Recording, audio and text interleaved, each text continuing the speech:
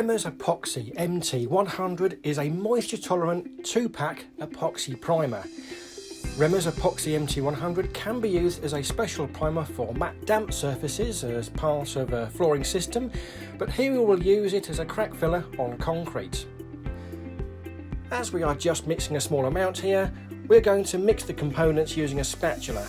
Normally we would recommend contractors to use a paddle mix and mix within the branded tin provided. To accelerate the curing time, we are incorporating Remmers TX to increase the Epoxy MT100's thixotropic qualities as a setup agent.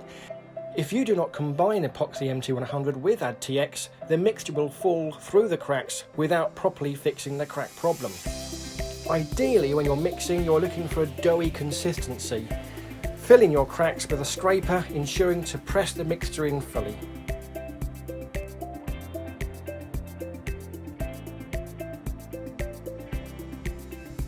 Please do follow the instructions on our data sheets, which we publish on our website www.promain.co.uk.